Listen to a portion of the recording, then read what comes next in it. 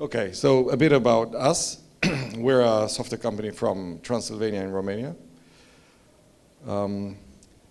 We are 6 years old, and our part in the open source community is, so we're trying to solve complex geo problems and extract business insights.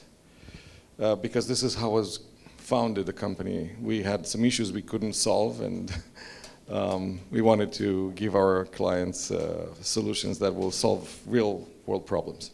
And we did. That's why we're here.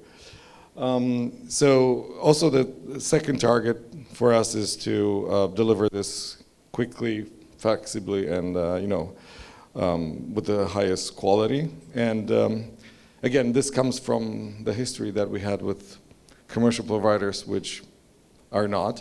So our main goal was to deliver cloud-based solutions, so on server and front-end side, which deliver as a user would expect. So we put a lot of emphasis also on user experience and design. This is us. I'm going to present Ionut. Ionut is my colleague for almost a year now, but we know each other for several years because we worked in community projects. I always wanted him to bring him on board, and finally 1 year ago he gave in. His job is to take care of the GIS department in the sense that all that is done on the geo part goes through him or under his supervision. And I have the rest, including admin stuff. Have 20 years experience in, Ionut has 12 years experience in the GIS. I have roughly 25. Started very young with ArcGIS Avenue, if you guys still remember. In the open source community or in the open source world, more or less 10 years experience. I started with meeting the Geoserver team in Como. I think that's like 2015 conference in Como.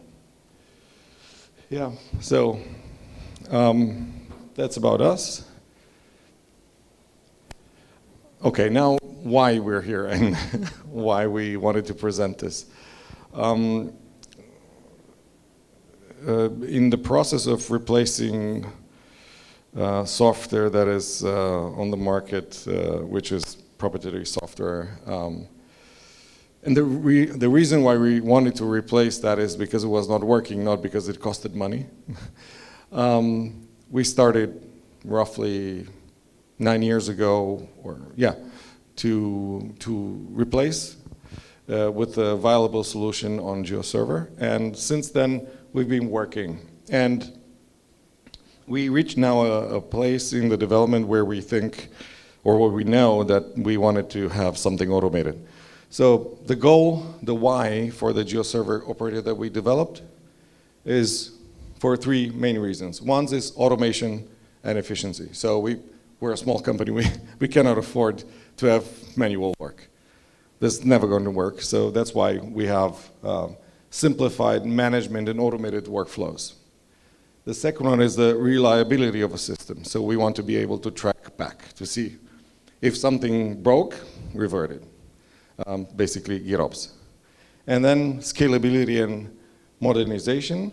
So one of the challenges that commercial vendors have is the lack or the ability, lack of flexibility in extending a cluster. And for us, this was we already do that. We do have, or we had before this operator, we already had a flexible Geoserver cluster, but now we have this much more proficient, much faster, and we can have also some other tricks that Kubernetes has, such as the self-healing of applications. So, multiple benefits. Okay, I think, yeah, that's it. And I have one more slide, then we'll pass to Ionut. So we do management over pipelines. Here's two cases, a vector ingestion and a raster ingestion. So we have a pipeline, let's say in GitLab. We have also other Git environments, but we use GitLab mostly. We do vector processing. Then we load the data to the DB, and then the operator comes in and does all the rest into the Geoserver. So we create a manifest, we create a commit, we know who did the commit, we know whom to blame, and then we publish. And after this process is done, then we have the data layers published in our front end, which is called Graph. It's not a graph database, it's just our product.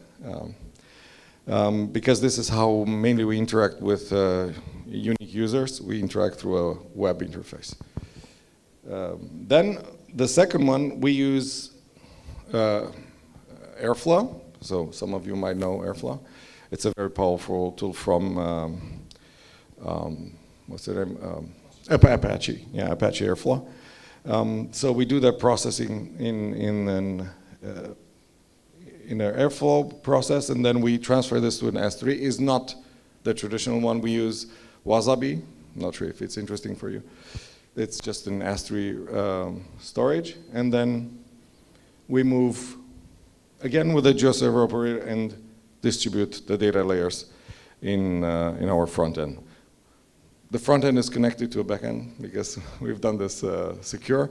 So there's also an API. We call that an geo-enrichment engine, which delivers information also to other applications downstream. So it's not only showing the data here, but it will be available in the downstream applications through API REST calls.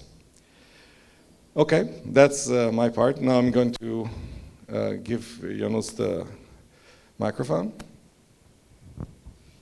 Yeah, thank you, Octavian.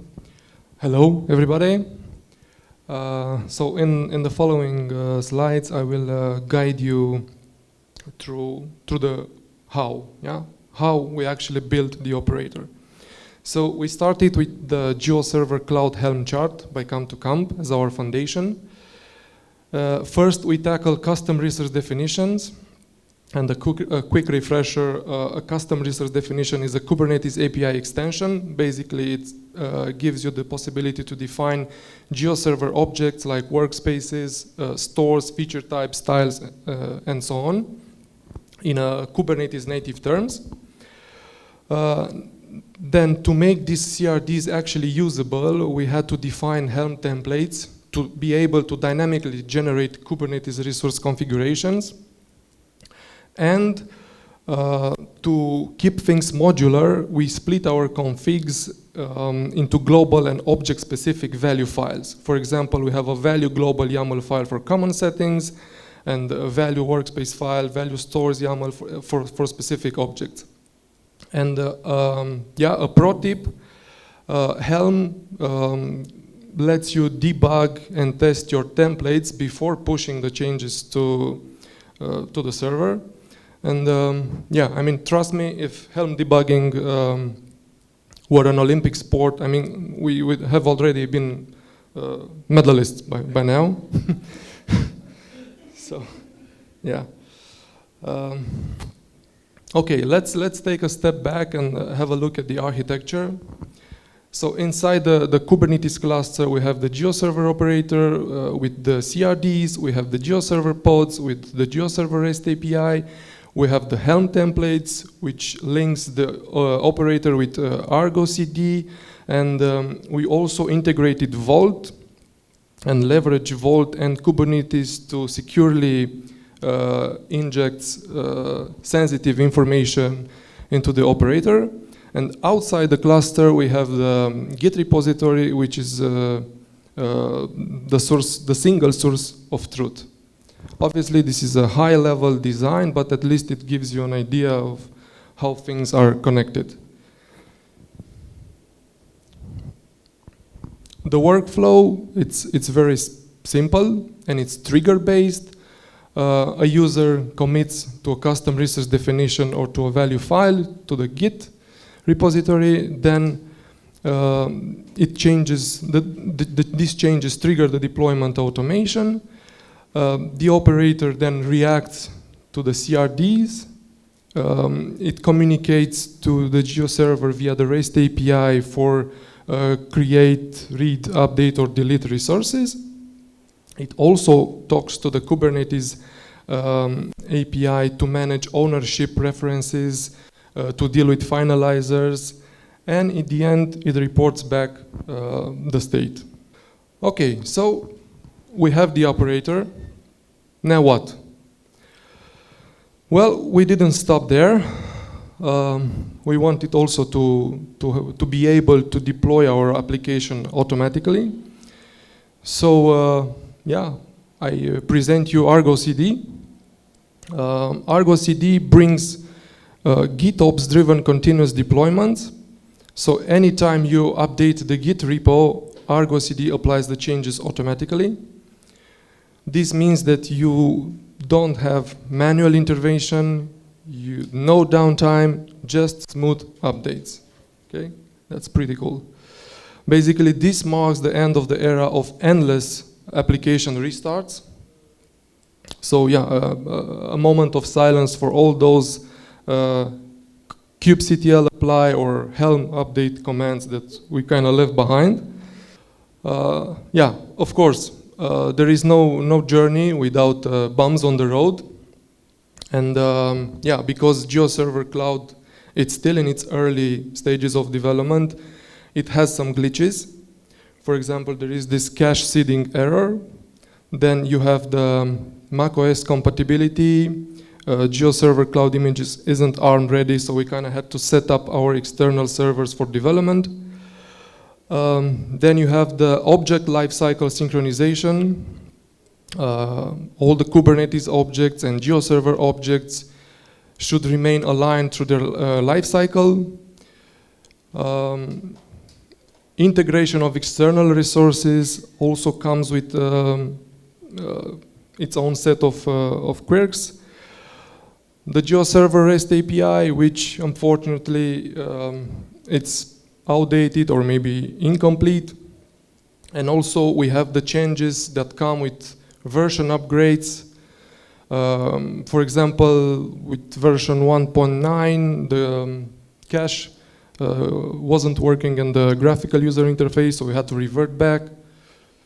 Okay, so now let's move from theory to practice. I'll show you how easy it is to use our operator and publish data. With just a few steps, you can deploy the application.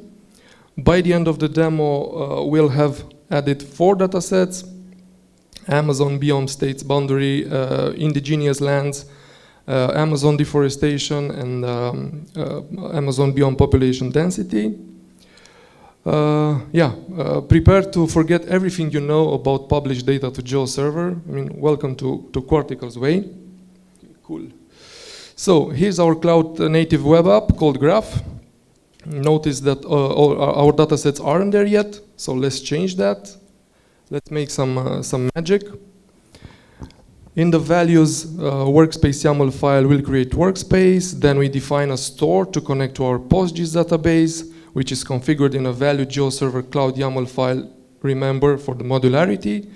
Then we add styles, SLD or CSS format. The operator knows both of them. Then we add a free marker template language, an FTL for advanced formatting.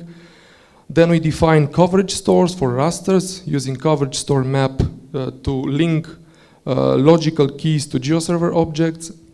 Then we add 2 coverages, assign the workspace, the coverage key, the coverage name, define the S3 path, assign the style. Okay. Make a bit of formatting.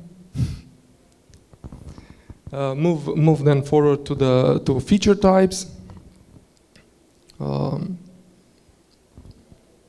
Declare the Amazonian state border, give it a title, a style, the PostGIS table name. Notice how we actually pass the FTL content. I mean, we pass it as a string, but it will be evaluated as a template because of TPL function we are using in the Helm templates. So it's leveraging help templates for simplicity.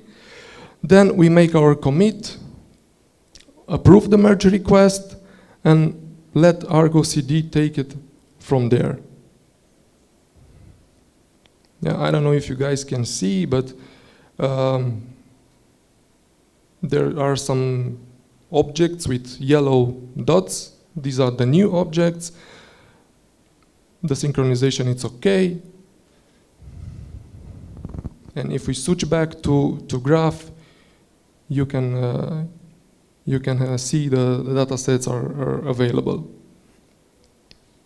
Yeah, so these are the Amazon state border. This is the Amazon population density with a closer look to Belém where we are. You also see the legend as we declare it in the style file. You can make use of the FTLs. And once again, the deforestation from 2007 to 2023. So yeah, that's the Quarticle way. In conclusion, the main takeaway is that the Kubernetes operator combined with Helm, Argo CD, and Vault provides a powerful framework for managing Geoserver resources. Also, having this declarative configurations and making use of GitOps ensures high reliability and makes it easy to reproduce or to recreate environments. It's like in minutes rather than days. And yeah, as a next step, we are planning to expand support for additional Geoserver objects or custom workflows. And maybe the most important thing, we commit to contributing to the development of Geoserver 3 through financial and human resources. And yeah, that's how we do it. Questions? Maybe compliments?